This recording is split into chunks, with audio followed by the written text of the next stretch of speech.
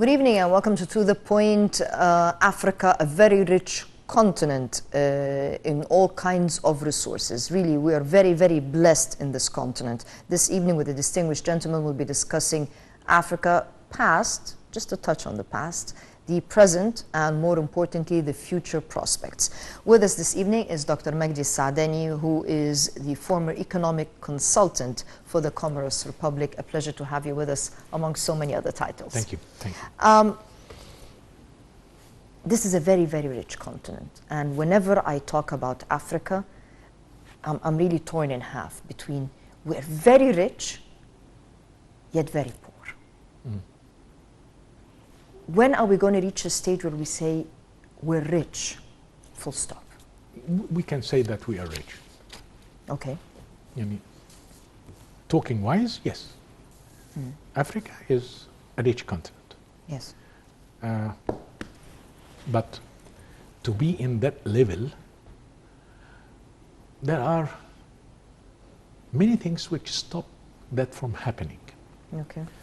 Imagine that Africa reached, with its capacities, with its fortunes, reached that high-tech level like Europe or East of Asia or something like that.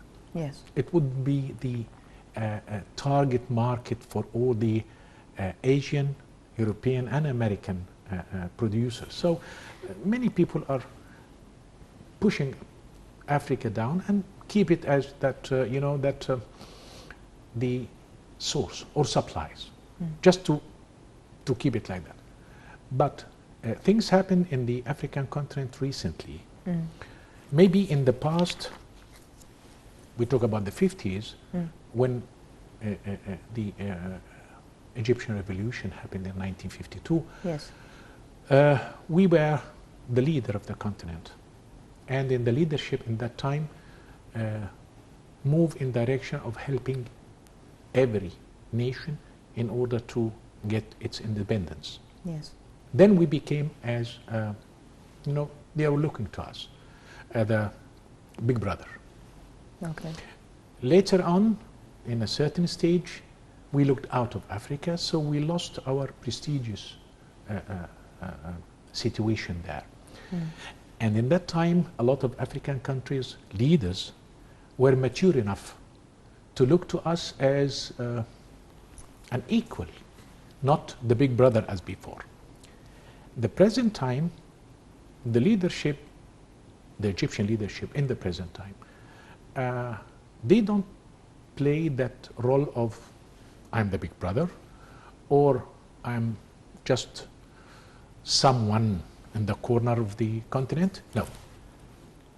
They play in a quite steady rhythm of mutual respect. Yes.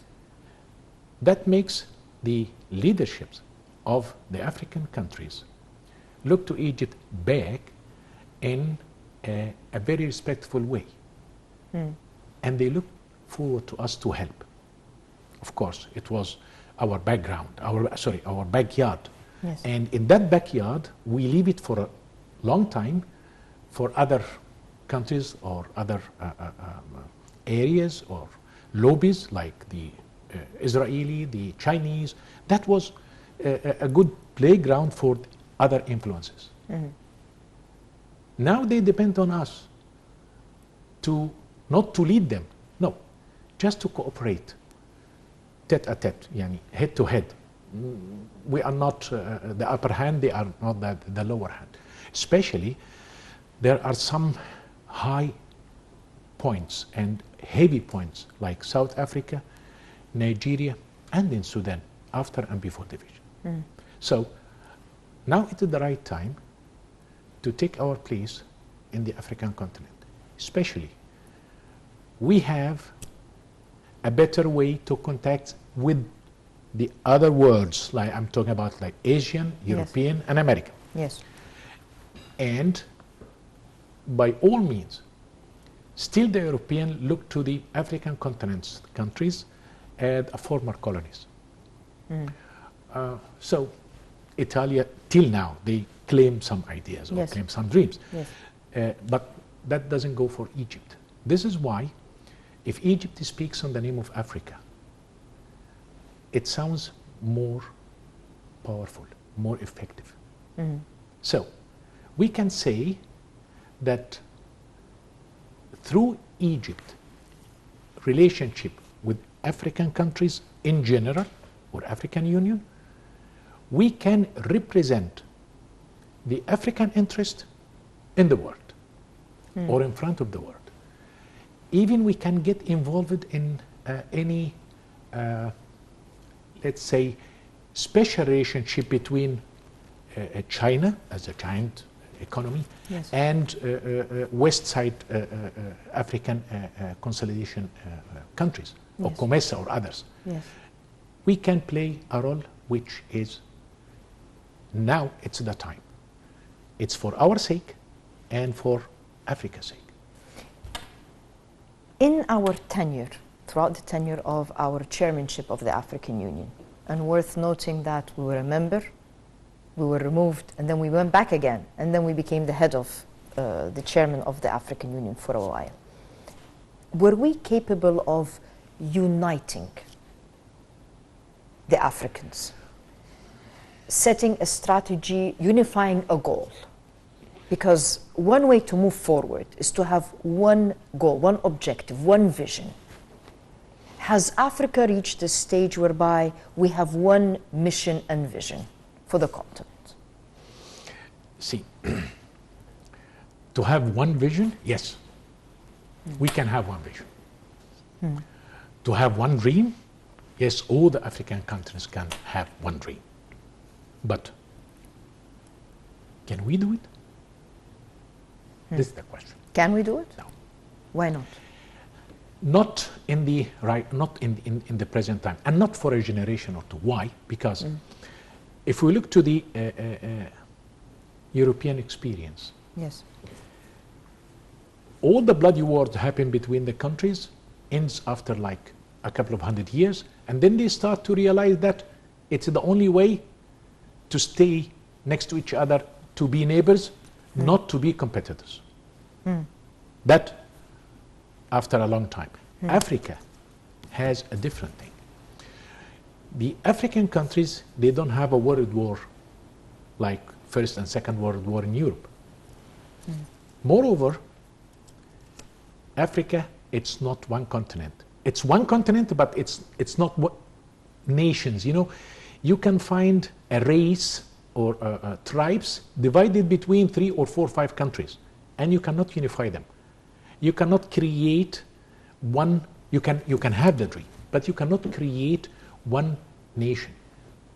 I think the African Union, the present time, is aiming to do that, but we have a lot of enemies outside the continent. They don't want this to happen. So I think by growing the development of the economy of the countries and sharing, I don't want to say to get a leadership somewhere, but sharing the responsibility with other countries in the continent based on what, on one fact. Yes. It's mutual interest. It's mutual benefit for both of us. If that happened, then we will start the day one of unifying Africa. Especially Africa has, you know, the Great Desert separates north of Africa from south and mid of Africa. It needs time. It will happen. One day will happen. Keeping the dream, keeping the goal, it's keeping the goal alive. We don't want to forget it by the time. And I think our leadership moving south is the best way we should follow, at least for the next decades. When you look at how the African continent is surviving COVID-19, because some economies really are deeply bleeding. If you look at our economies in this region, how do you see them? How do you see us moving comparatively? Our economy? No. Egyptian and African. No, Egyptian economy is, alhamdulillah, survived and still surviving. Yes. In a way. I don't want to go to statistic, but Allah is protecting this country in a very, very different way. So we are protected. Everything against the logic could say that we should have an epidemic. But actually, alhamdulillah. But looking to Africa, you face two problems. Yes.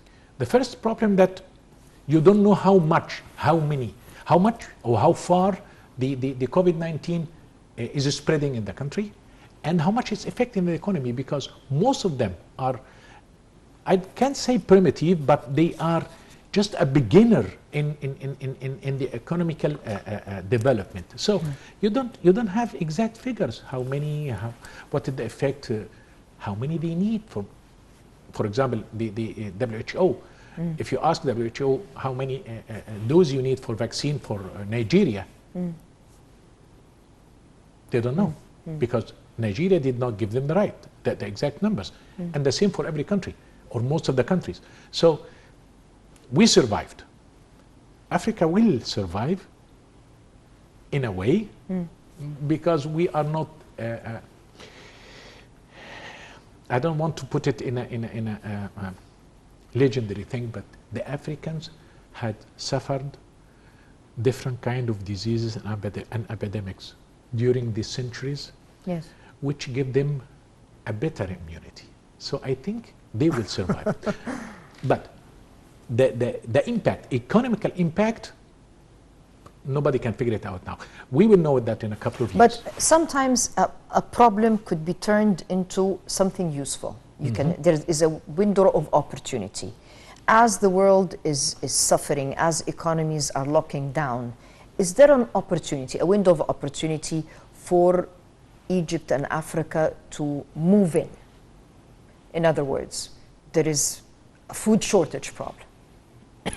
As wave 1 and 2 hit, especially wave 1, we saw leading countries that really had severe shortage of basic food supplies.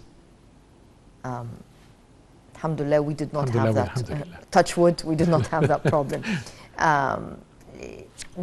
Can Egypt and this continent really fill the gap? Can we be the food basket of the world, for example?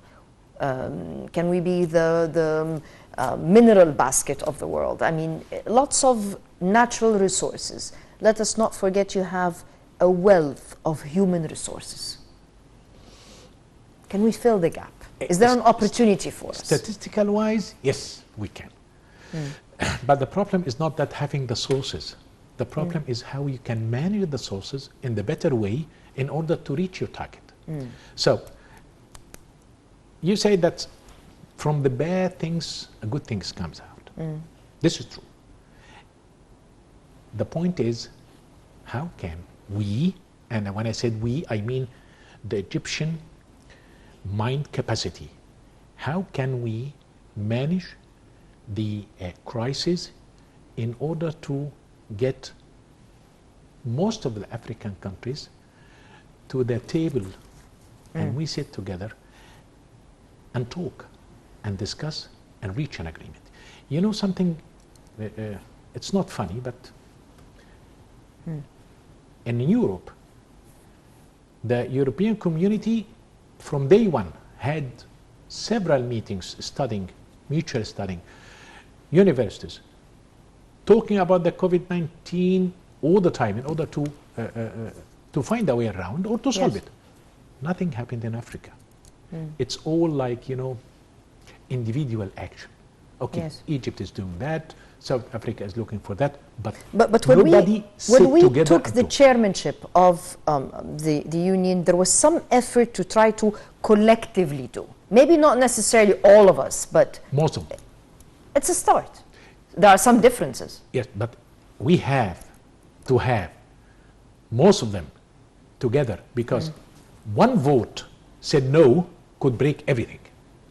And also, still the continent has some internal issues. I don't want to say problems, but internal issues which can stop countries from sitting next to each other, even in such a crisis, which is, I consider it's a global one. The African countries has to realize that if we don't meet, if we don't talk, if we don't study, if we don't have a way around that epidemic, it will harm everybody. I hope that Egypt can play that role, especially in these days. The Egyptian face is more comfortable, it's more acceptable in the continent. Yes. We, in these days, we are not that big brother as before, or the people who look around outside.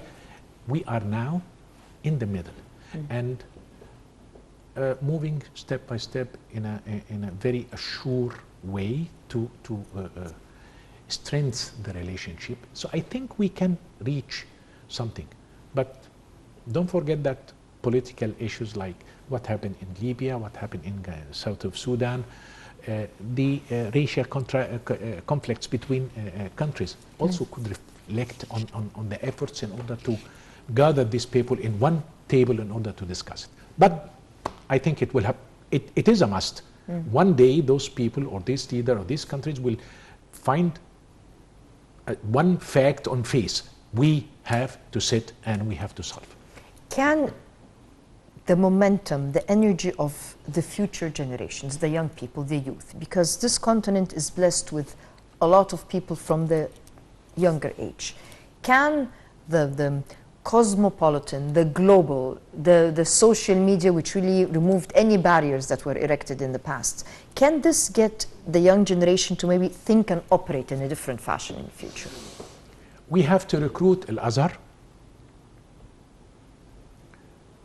We have to activate the Egyptian education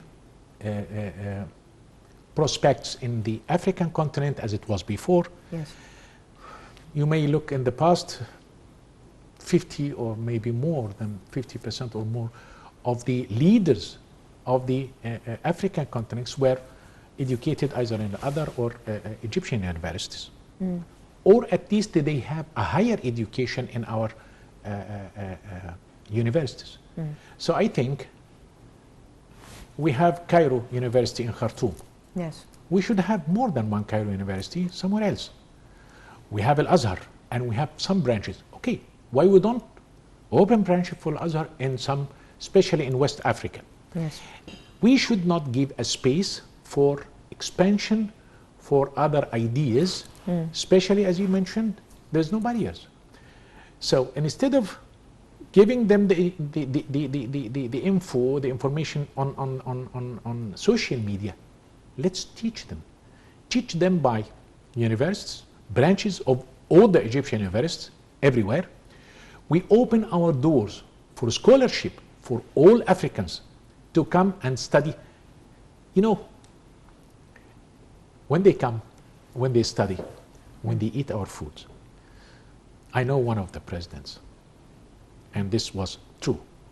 I hospitalized him in United Arab Emirates some years ago, and his first request was he wanted to have an Egyptian food anywhere.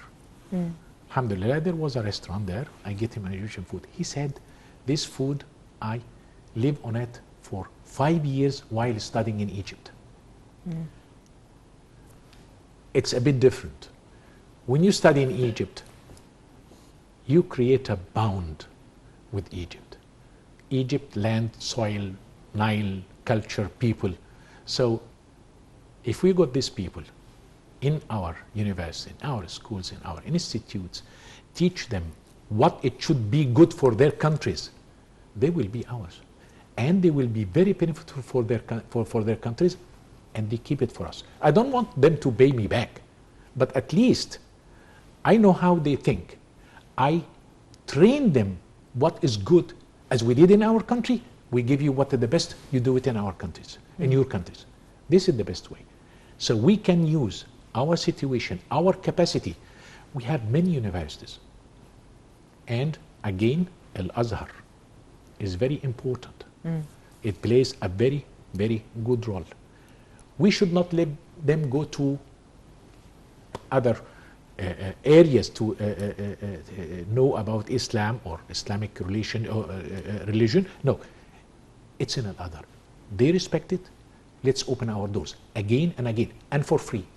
And Okay. believe me, whatever we pay now, whatever they cost us, we will collect it back.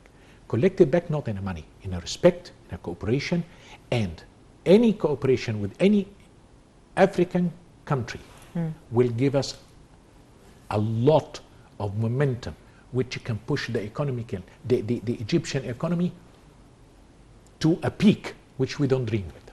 Can we put aside political differences to move forward economically at very difficult and trying times? I mean, we have a lot of tensions in the continent, a lot of parties that are not abiding by international law, let's put it that way.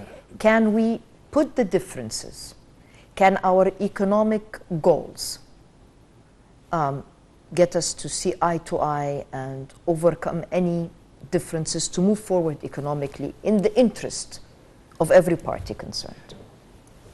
Yes, if you talk about Egypt, let's take Egypt an example. Yes. We have a crisis with Ethiopia, but still our president, till this very moment, he called the Ethiopian brothers. And I am sure that if the Ethiopian leadership knock our door in the morning and jump to Cairo, sit with President Sisi, things will be solved. He will not take it as a crunch. This guy said or did. No.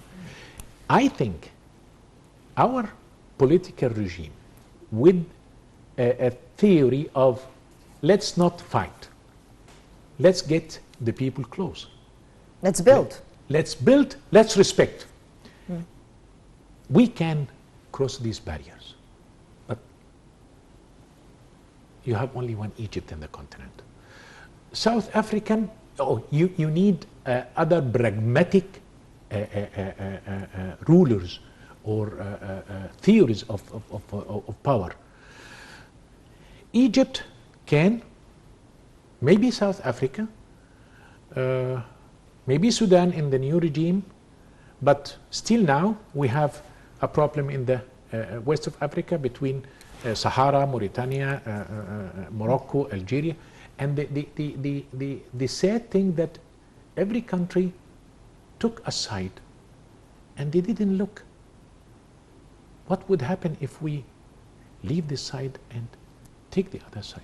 What would happen if we sat together? That's what the European did. Nobody can deny. The Is there eternal hope? between Germany and France. Is there hope for an African, strong African economic bloc? I mean, it's really one of the pioneers of the concept of an economic bloc was right here in this part of the world. Yes, there is. Is there hope that we can have a strong economic bloc? Yes. A but bloc to be reckoned with? we have to regenerate a new generation of leadership in the continent which believe on, as you said, let's sit and build. Let's talk. Put the gun aside. The racial conflicts in Africa is the worst in the world. Imagine we have a peace treaty with Israel after how many years? Imagine those countries sit together and said, okay, Rwanda, Burundi, the civil wars, okay, let's put the gun down, let's build something and believe in it. To have this generation, we have to start from now. My point is that we can set them an example.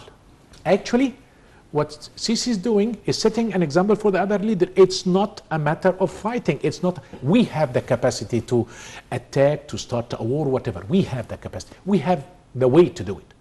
And we can. But with this capacity, So our we're president is still talking. I said, okay, let's come and sit. Still knocking the door of the international organization. Still talking to that and this. Still exercising or utilizing diplomatic means to resolve conflicts? Not from the perspective of that, look guys, I'm doing my best, then I'm going to attack. No. He is doing that not to justify an act of war. He is doing that because it is the right thing to do. And he hoped to reach an agreement, and I think that it will happen, because nobody wants another hotspot in the world. Now what's going in Europe is enough. So I think if they follow the example of Egypt, yes, we can. Yes, Africa can reach, one day, can reach a point which all the people can sit together, and you have like what we have in Europe now, one guy of Europe can talk on the behalf of the whole European community. That could happen one day, I hope. How can we complement one another so that we're not repeating the same things? In other words, now the trend is for self-sufficiency. This is what we're doing here in Egypt. But at the same time, we can consolidate efforts so that most of our resources really are within the continent. We don't need to go outside. How can we do that so that we have everything available here? No one have everything. But you know, we export electricity and we export gas, natural gas, and we import corn and others. It's a matter of exchange. To get a self-sufficient, you need to have secured sources of everything you need. To have such thing, you have to build a good relationship with everyone else. Not within our border. The Egyptian border has to be extended to cover the African continent. We have to have National Bank of Egypt or Bank Masr branch of Johannesburg. Yes. And that day, when we are there, and also their banks could be open there, hospital, institutes, college. When we reach that point, when we are there and they are here, then we can say, okay, self-sufficient with our capacity, within the Egyptian capacity, which is mainly supplied by all our sources, all the African sources, which can pump all needs in our blood and in their bloods as well. We have something they don't have, and they have many things which we don't have. Okay, let's trade. We have with us on the phone Dr. Khalid Abu Zaid, who's the director of the Water Resources Program at the Center for Environment and Development for the Arab region and Europe. Dr. Khalid, can you hear us? Yes. Yes. Hi. Yeah. Good evening, sir. Good evening. We've had statements from the Ministry of Irrigation and Water Resources really concerned about unilateral action on behalf of Ethiopia. Ethiopia claims that the second phase, that the bottom outlets in that phase will not affect our water supply. Egypt is saying it will, and that it will only pass 50 million cubic meters, I believe, which does not meet the needs of both Egypt and Sudan. Can you just comment on that? How will we be affected by that second phase? Well, the two outlets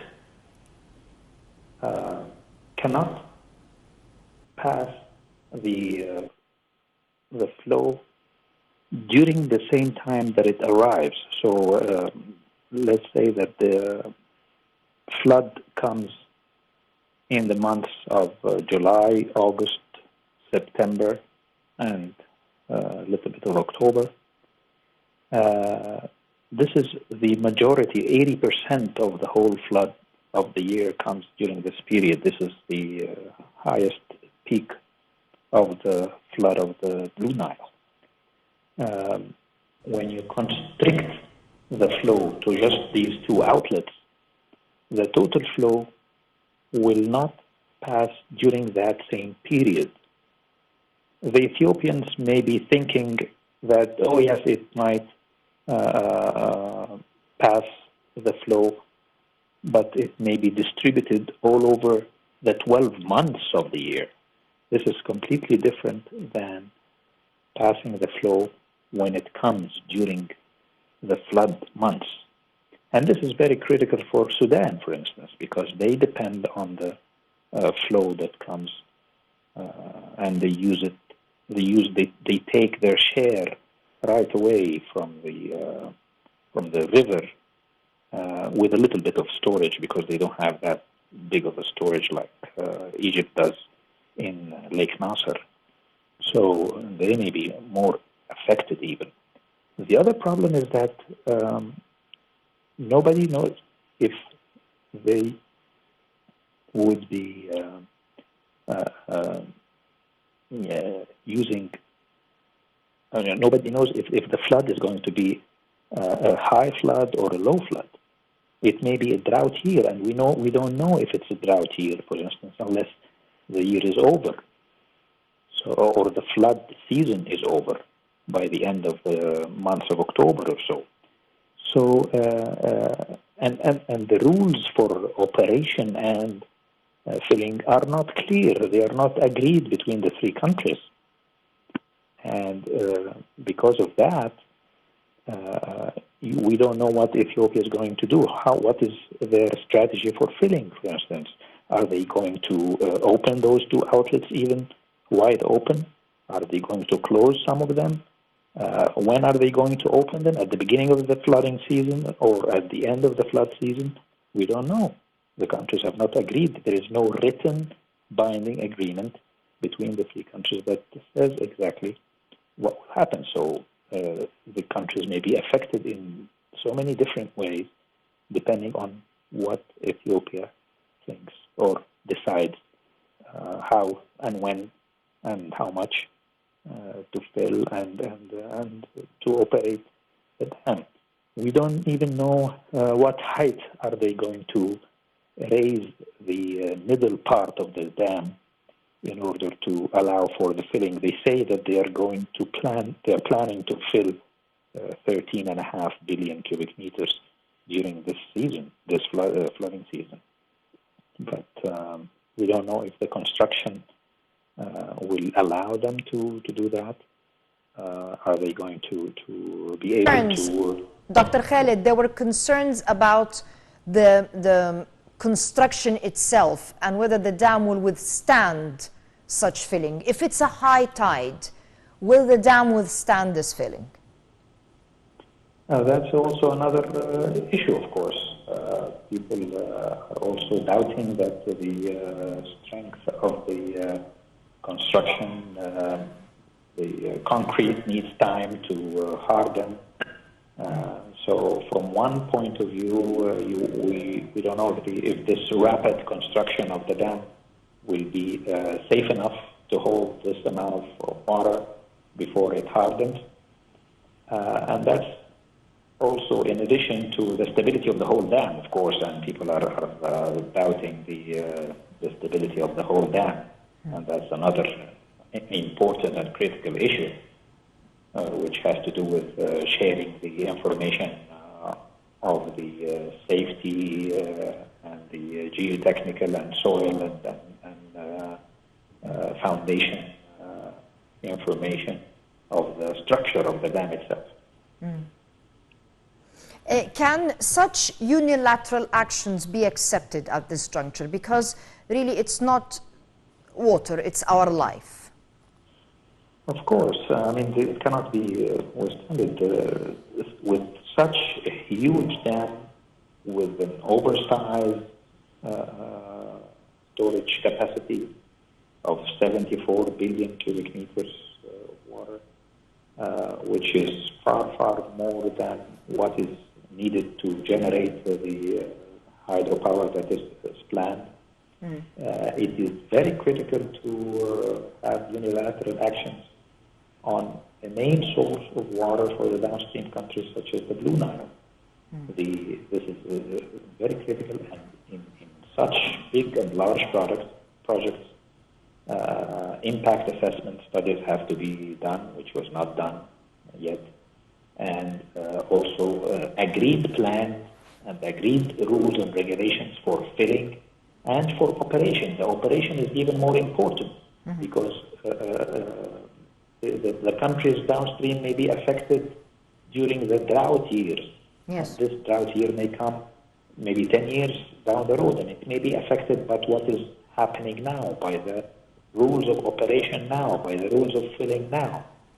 The larger the lake behind the dam, the higher the levels of the reservoir during the operation of the dam, the larger the evaporation losses and the seepage losses, and this is all going to be cut from the flows that goes downstream to Egypt and Sudan. It will affect the storage in Lake Nasser and so forth. So the rules of operation itself is very important so that it should minimize these losses and in the meantime generate a reasonable hydropower for Ethiopia. But a unilateral decision or unilateral action which does not consider the downstream needs and the downstream concerns and reduces the losses for the downstream countries is not accepted. And it really should not depend on just verbal saying that, no, we will not impact Sudan, we will take care that we will not impact Sudan and Egypt. No, we cannot go by just verbal actions, as we have seen that there are signs of violations to what was agreed. So there has to be a written agreement, not just verbal. Definitely. Dr. Khalid Abu Zaid, thank you very much for your fruitful input. Dr. Mejdi, we started our show talking about unifying the continent, working together, developing windows of opportunities for economic growth, prospects for generations to come. Unilateral action that can be damaging to neighbors. What does this do to the African rank and file, the fabric that we want to unify, a continent that is very rich, a continent that suffered a lot of colonization, a continent that is suffering at the hands of terrorism, and can we withstand the continent that is also suffering, that should be suffering as a result of unilateral actions as well? Let's say that such action does not blow up the whole efforts. Okay. It will not put it down, but it will slow it down. Yes. Why? Because unilateral actions are coming from one, and one against many will not stand. It's not a call of war. We've had this in the Arab region. One country decided to do things unilaterally until it was marginalized. Actually, what they did had changed the face of not only our area, some other areas, totally and forever. But commenting for what Dr. Khalid said, he stressed some points which is very important. We have to highlight one thing. Yes. It's not water for us. It's our life. Even it's not a life. Dignity? Exactly. Getting Egypt to their knees is a dream for many, let's say, many power. Who attempted. And attempted and practicing such thing. You know what? I do believe that if we don't have the Nile or if we have low, we would have other sources. But losing dignity, end of the story. Yes. And if you put Egypt down to its knees, God forbid, hasha lillah, that means not only Egypt, no, the whole continent. The chance of the continent to be something, get somewhere, will be blown up away forever. So it's not only water. The other good thing happened out of this dam action, that Egypt realized that we have to reinforce our relationships with the surrounding country around Ethiopia, especially the countries like Congo, Rwanda, Burundi, and Kenya, Uganda. These countries are very important for us. They are markets for us, and also they are neighbors for that, let's say, Rouge nation. I don't think they will do it.